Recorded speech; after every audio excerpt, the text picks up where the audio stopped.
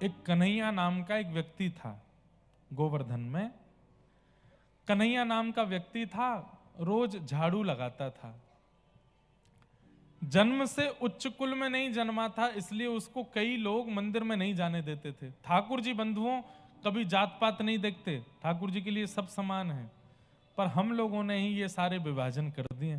ठाकुर जी ने विभाजन व्यवस्थाओं का किया, व्यवस्थाओं का किया, लेकिन मेरा अधिकार किसी को नहीं है, ऐसी व्यवस्था ठाकुर जी ने नहीं बनाई।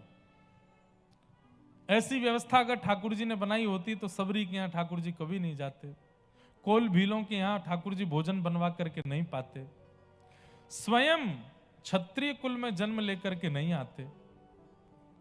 ठाकुर जी जात पात पूछे नहीं को, हरि को भजे सो हरि को हो। तो कन्हैया नाम का एक व्यक्ति था, झाड़ू लगाता था गिरिराज जी की तलेटी में, मंदिर नहीं जा पाता था, उसको जाने की अनुमति नहीं देते थे। श्रीनाथ जी विराजमान थे तब गोवर्धन में, रोज मंदिर की ओर देखता और ध्वजा जी देख करके बहुत रोता। हे नाथ, मैं अधिकारी नहीं हूं ना आपके दर्शन का, मैं आपके पास नहीं आ सकता, मुझे ऐसे कुल में क्यों भेजा आपने, मैं ऐसे घर में क्यों जन्मा जहां मुझे आपके दर्शन का अधिकार नहीं है। रोज रोता है।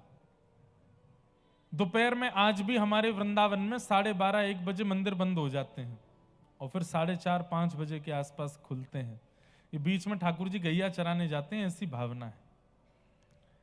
तो उसी समय सब दर्शनार्थी अपने अपने घर को चले जाते, मंदिर के सेवाधिकारी प्रसाद पाके सोने चले जाते, और उसी समय वो गिरिराज जी की तलेटी में दोपहर के समय चिलचिलाती धूप में झाड़ू लगाने के लिए आता और ध्वजा जी देख करके रोता रहता, मुझे अधिकार क्यों नहीं है आने का। अब उसने तो क्या, ठाकुर जी ने मन बना लिया कि मुझे इससे मिलना है। कैसे मिलूं? तो एक भगवान के सखा थे कलिकाल में, अष्ट सखाओं में से एक सखा, उनका नाम था गोविंद दास। क्या नाम था? गोविंद दास। आज श्रीनाथ जी अपने मंदिर में खड़े थे, राजभोग आरती हो रही थी, तो इतने में ही गोविंद दास कोई पद गा रहे थे और पद गाते गाते उन्होंने ठाकुर जी की ओर देखा तो ठाकुर जी के मुखमंडल पर चिंता का अनुभव हुआ उनको। बहुत ध्यान से सुनिएगा। गोविंद दास बोले जय जय। अच्छा, बाकी सबको लगता था मूर्तिमंत ठाकुर जी खड़े, पर गोविंद दास को सचल ठाकुर जी दिखते थे। तो गोविंद दास बाहर से ही बोले जय जय। कहा बात है? ठाकुर जी बोले नहीं कुछ नहीं। नहीं नहीं, आज चिंतित लग रहे हो आप, कोई बात की चिंता है आपको? ना ये सब ठीक है, कोई ऐसी बात ना। बोले नहीं नहीं, बताओ ना जय जय, मैं पूरी करूंगा, जो आप कहोगे सेवा में करूंगा, आप काय बात को चिंतित हो? ठाकुर जी बोले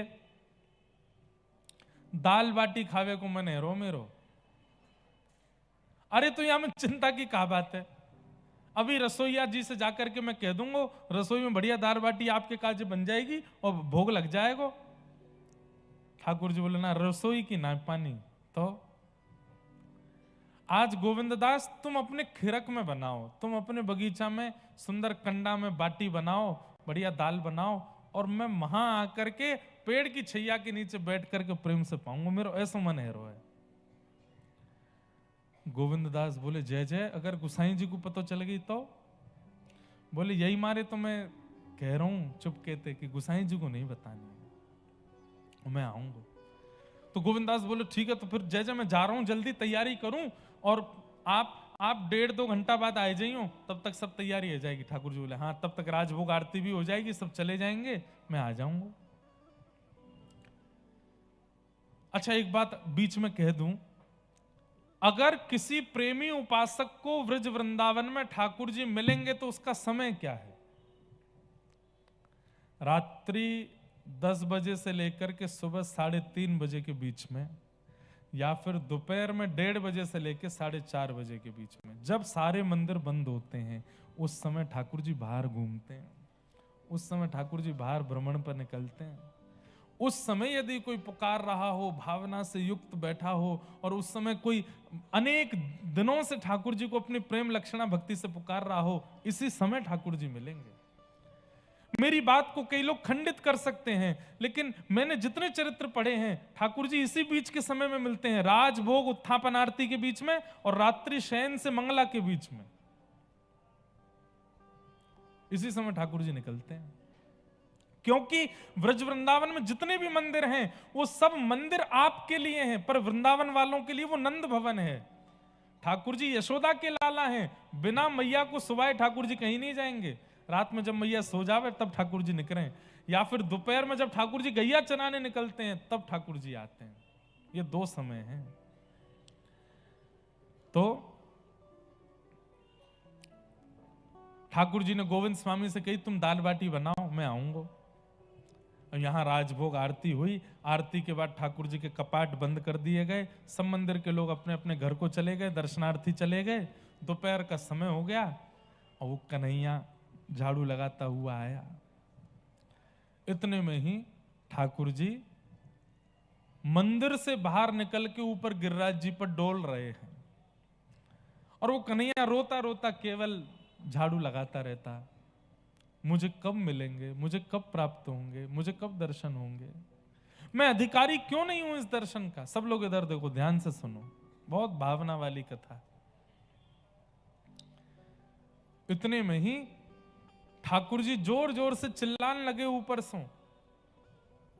और क्या चिल्ला रहे हैं? अरे कांटो लग गो, अरे मेरे पाम में कांटो चलो गो, अरे भैया कोई आओ जल्दी ते आए करके या कांटे को निकाल दो, बहुत दर्द है रो है, बहुत पीड़ा है रो, अरे भैया मैं तो मर गो, अरे भैया मेरे तो लग गई।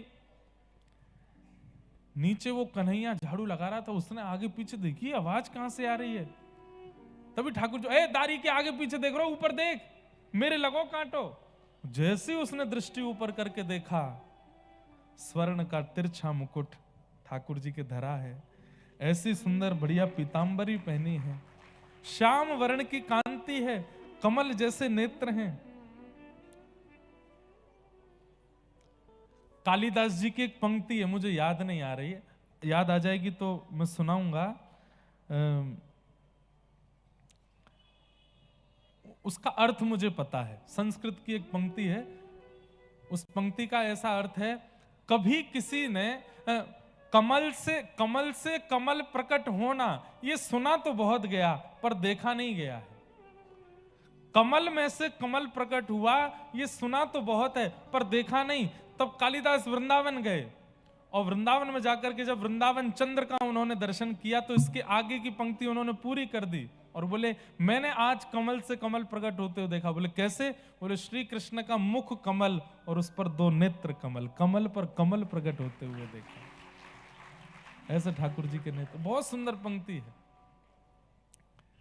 अब तो वो कन्हैया जैसे ही ऊपर देखे, उसके तो शरीर में कंपायमान होने लगा, रास हो रहा, इसको रास कहते हैं, ये रास हो रहा है। उसने प्रयास नहीं किया, ठाकुर जी अपने आप दर्शन दे रहे हैं।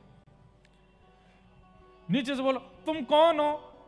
बोले परिचय बाद में पूछियो, पहले ऊपर आए कि मेरो कांटो निकार। अरे मैं ऊपर ना चढ़ सकूं, मैं गिरिराज जी पे चढ़वे को मेरो अधिकार नहीं है। ठाकुर जी गुस्सा करके बोले कोई देख ना रो तो को, कोई कछु नहीं कहेगो, तू ऊपर आ जल्दी, मेरो कांटो देख, रक्त न करवे वारो है। अरे कितनो निष्ठुर है, जिनके चरणन में कभी कोई पीड़ा नहीं है जाए, ऐसी योजना देवता भी बनावे, तू उनके चरणन की पीड़ा कैसे सुन सके, जल्दी आ। नीचे से कन्हैया बोले एक बार बता दो तुम हो कौन? बोले मैं वही हूं जो मंदिर में दर्शन दूं। बोले आप श्रीनाथ जी हो, आप ठाकुर जी हो, आप वृंदावन चंद्र हो, आप नंद नंदन हो? बोले हाँ। पहले तो नाचन लगो, दूर से ही बलैया लेने लगो, नेत्रन से अश्रु बहान लगो, मेरे ठाकुर जी आज मुझको दिख गए। ठाकुर जी बोले जे सब बाद में करियो, पहले मेरे पास आ जा। कन्हैया ऊपर चढ़ गयो, गिर पहली बार चढ़ा है, जन्म लेने के बाद आज पहली बार ऊपर चढ़ा। ऊपर जाकर जैसे जैसे ठाकुर जी के पास जावे, बैठ करके रोने लगे, कभी नाचने लगे, पागल सा होने लगा ठाकुर जी को देख करके। जैसे ही ऊपर पहुंचो, ठाकुर जी बोले ले मेरो पाम पकड़। जिन चरणों को ठाकुर जी किसी को प्रदान नहीं करते, तुरंत उसकी गोद में धर दिए ठाकुर जी ने, ले अब यहां में से कांटो निकाल। जो विचार नहीं किया था उसने, वो तक ठाकुर जी ने दे दिया। अब वो कांटा निकाले, उसके तो हाथ पांव कांप रहे, कैसे कांटा निकलेगा? ठाकुर जी बोले गहरो चलोगो कांटो, हाथन ते ना निकरेगो, मोहते निकरेगो, मोहते निकाल। अब वो ठाकुर जी का मुखमंडल, ठाकुर जी का चरण अपने मुख की ओर ले जाता है, और जिन चरणों की रज को जा रज को ब्रह्मादिक तर से, जा रज को सोरज शीश चढ़ाऊं, सोरज शीश चढ़ाऊं। ब्रह्मादि देवता भी खड़े रहते हैं, एक कणिका मिल जाए केवल चरणों की, वो नहीं मिल पाती। ठाकुर जी जब चलते हैं ना, तो जैसे ही चरण रखते हैं पृथ्वी पर और चरण उठाते हैं, तो पृथ्वी में भी होड़ लगी रहती है कि ये चरण रज जो मेरे ऊपर आए इसको मैं अपने पास रख लूं। तो ठाकुर जी के चरण चिन्ह धूमिल होते चले जाते हैं। क्यों? पृथ्वी ही अपने पास रख लेती है, पृथ्वी ही अपने अंदर समाहित कर लेती है उन चरण रजों को, किसी को नहीं मिलते। ढूंढते रह जाते हैं सब, ठाकुर जी के चरणारविंद नहीं मिलते। तब अपने दांतों से कांटा निकालने लगा, नेत्र सजल हो गए। अब कांटा तो बहाना था, ठाकुर हाँ निकरगो निकरगो निकरगो। कन्हैया आंखें लाल पड़ी हैं उसके, नेत्रों से अश्रु गिर रहे हैं, सिर पर हाथ फेर रहे हैं ठाकुर जी, अपने हृदय से लगा रहे हैं। बोले चल अब तुम को अपने अपने अपने कंधा पे बैठा ले। बोले मेरे ऊपर बैठेंगे नाथ, मैं ऊंचे कुल का नहीं हूं, मैं छू भी नहीं सकता आपको। बोले तू बात मत बनावे, चल बैठ जा नीचे। नीचे बैठा दियो, उसके दोनों कंधों पे अपने पैर लटका लिए, सिर पकड़ लियो। बोले चल। बोले कहाँ? गोविंदास के खिरक में लेके चल, दाल बाटी बनी है, दोनों खा के आवेंगे। चढ़ के ठाकुर जी जा रहे हैं, इसको कहते हैं रास। गोविंद दास, वो कन्हैया बोला ठाकुर जी ये गोविंद दास ना गुसाई जी के बड़े प्रिय हैं, और कहीं इन्होंने शिकायत कर दी कि मैं गिरिराज जी पर चढ़ा, मैंने आपको छुआ, तो मुझे गुसाई जी कहीं नगर से बाहर ना निकाल दें, आप मुझे इनके पास मत लेके चलो। ठाकुर जी बोले चल तेरी एक बात मान लूंगा, तू एक काम कर, या पेड़ के पीछे छुप के बैठ जा, मैं दाल बाटी खा के आऊंगा, तेरे काजे लेके आऊंगा। सोचिए, इसको कहते हैं रास। ठाकुर जी गए, गोविंद दास के खिरक में पहुंचे। गोविंद दास, आहा मेरे नंद नंदन आए हैं, मेरे लाडले आए हैं, मेरे प्यारे ठाकुर जी आए हैं, बिराजो ठाकुर। बैठा दिए ठाकुर जी। अब बाटी आप लोगों के यहाँ तो गैस चूल्हा पे बनती होगी, हमारे यहाँ चूल्हे में बनती है। कंडे होते हैं ना गोबर के उपले, वो जब हल्के हल्के जल करके बिल्कुल थोड़े थोड़े रह जाते हैं, तो उसमें सेके जाती है बाटी।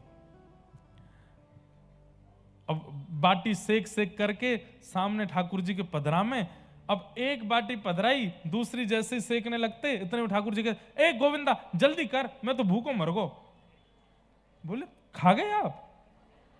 बोले हाँ।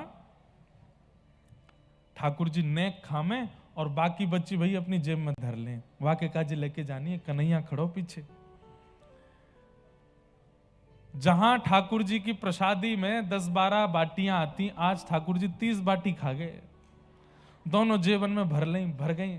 अब बाटी खा करके ठाकुर जी बोले चलो भैया नेका देर में मंदिर खुलवे को समय हो, मैं जाऊं वापस। हाँ हाँ ठाकुर जी, बढ़िया लगो, स्वाद आया? बोले हाँ बहुत बढ़िया।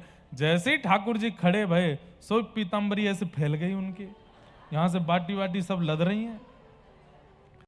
गोविंदास बोले जे कहा है गोजान में हैं, बाटी धर के कहां ले जा रहे हो? ठाकुर जी बोले नहीं नहीं, मुझको रात में भूख लगेगी तो मैं सोची रात में। अरे तुमने तो एको नहीं खाई, सबरी गोजा में धल नहीं। तुरंत हाथ पकड़ लियो, सही सही बताओ कौन के काज लेके जा रहे हो? प्रिया जी ने मंगाई है, पर प्रिया जी तो आज छिक्के राजभोग कर चुकी हैं, वो तो पामेंगी नहीं।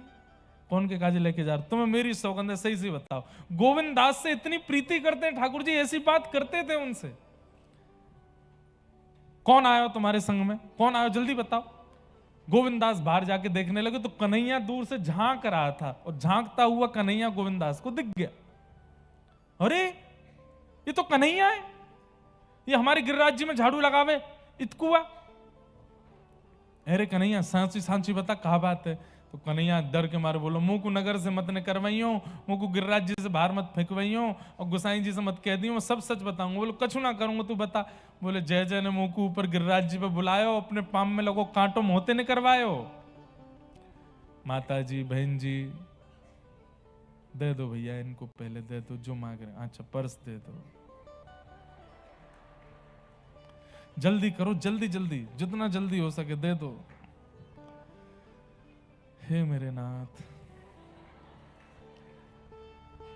रास होते होते रह गया। माता जी चली गई, पर्स छोड़ गई थी यहीं पे।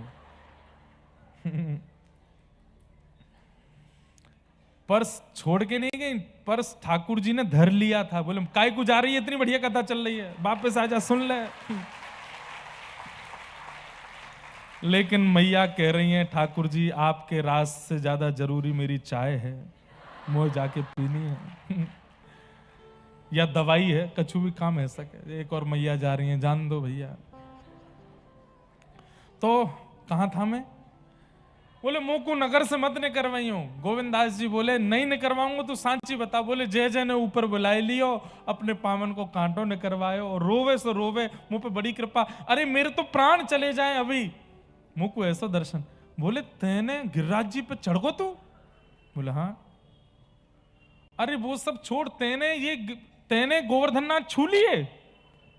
बोले मोहते और छुए, कांटों ने कारवे के, इनने ही कही मोते। गोविंदास बोले हैं ये सबरे नियम, यहाँ पे हम नहा नहा के परेशान है गए। सवेरे जामेंगे तो नहा के जाएंगे, शाम को जाएंगे तो नहा के जाएंगे, अपरस में रहो, यहाँ मत छुओ वहां मत छुओ, इतने नियमन को ध्यान रखो, मुंह पर कपड़ा लगा के प्रसाद बनाओ, अपनी एक बूंद भी नहीं चली जाए वहां में। हमारे काज इतने नियम, और खुद के काज कोई नियम नहीं। कन्हैया की गोद में बैठ के डोल रहे हो। ठाकुर जी बोले तो मैं जय जय नाऊं? बोले जय जय हो तो खुद नियमन को पालन नहीं करोगे? चलो स्नान करो। ठाकुर जी बोले अरे जाड़ो पड़ रहा है, मैं ना नहाऊंगो। तो ना नहानो तो पड़ेगा। बड़ी सुंदर लीला है। ये सब रास है बंधुओं, जहां ठाकुर जी इस कलिकाल में, आज से 500 वर्ष पुरानी कथाएं हैं ये।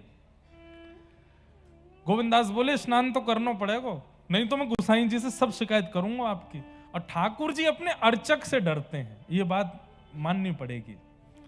जो ठाकुर जी की नित्य सेवा करता है, जिसके लिए ठाकुर जी घर में आए हैं, उससे ठाकुर जी को थोड़ा भय लगता है। उसके प्रति ठाकुर जी मातृ बुद्धि रखते हैं, या उसके प्रति ठाकुर जी सहचरी भाव रखते हैं, तो उसका अधिकार है ना, वो सुलाता है, वो जगाता है, वो ही खिलाता है। उसके प्रति ठाकुर गोसाई जी से मत कहियो। तो एक काम करो, स्नान मत करो, आचमन कर लो। चलो ठाकुर जी हाँ आचमन कर लूंगा। हाथ में जल लेकर के ठाकुर जी कह रहे अपवित्र पवित्रो वा सर्वावस्थांगतो पिवा यह स्मरेत पुंडरीकाक्षम। कौन है पुंडरीकाक्ष? स्वयं ही तो है। अपना ही स्मरण करके ठाकुर जी कर रहे हैं मैं पवित्र है जाऊं, देख गोविंदा मैं पवित्र है गो। इतने में गोविंदास पीछे तो दौड़ के आए, ठाकुर जी को धक्का दियो, और श्री ठाकुर जी मुकुट सहित गिर गए गोविंद कुंड में, तैरन लगे। अब ये सब लीला चल रही थी, इतने में 4:30 बज गए, घंटे घड़ियाल बजने लगे, मंदिर में दर्शन का समय हुआ। ठाकुर जी बीच कुंड में ठिठर रहे हैं, अरे गोविंदा देखियो तेने मेरे संग बहुत बुरा कियो। अरे जय जय जल्दी आओ, मंदिर घंटा बज रहे हैं, ऊपर जानो है। ठाकुर जी दौड़ करके सीधे ऊपर पहुंचे। जैसे कपाट खुले तो श्रीनाथ जी के मुकुट से लेके नीचे मोजे तक सब गीले हैं और पानी चुचा रहा है। गोविंदास बोले जय जय, गुसाई जी बोले जय जय, भीग कैसे गए आप? और पीछे वो गोविंदास खड़ा है, वो बताइयो मत। ठाकुर जी बोले ये तुम्हारो गोविंदा, ये बहुत मोह लगा लियो तुमने, याने मुंह को धक्का दियो गोविंद कुंड में। गुसाई जी बोले हे गोविंदा तेने धक्का दियो ठाकुर जी को? बोले अब इनने इतनी बात बताई दी तो मैं पूरी बता दूं, क्यों दियो धक्का, ये कैसे कैसे काम करें तुम्हारो नंद जी को लाला। कन्हैया ना है हमारे गिरिराज जी को झाड़ू लगावे का है, बाकू ऊपर बुलाए के वाके कंधा पे बैठ के डोले आज पूरे गिरिराज जी में, या हमारे मैंने इनते कही स्नान कर ले। गुसाई जी के जय जय, आपने कन्हैया कंधा पे चढ़ गए। मुंह को तो बहुत बेचारों कभी मेरे दर्शन नहीं कर पाए, वाकू दर्शन देवे गयो में। लेकिन ये सब लीला सुनकर के गुसाई जी के नेत्र सजल हो गए। ठाकुर जी को हृदय से लगा लिया। आप कितने प्रेमी हैं, कितने रसिक हैं, कैसी लीला। आप त्रिभुवन नायक हैं, आप परमात्मा हैं, आप योगेश्वर हैं। ये ब्रजवासियों के साथ, इन भक्तों के साथ ये लीला क्यों करते हैं? ठाकुर जी बोले मुझे रास बहुत प्रिय है। ये मेरे पास आवे वो रस है, पर वह रस को आस्वादन कर करके वह रस को भंडार मेरे चित्त में इतना है जाए कि वो भंडार मैं रास के रूप में प्रवाहित कर दूं, ये लीला करके, ये सुख दे करके। तो बंधुओं, ये रास है।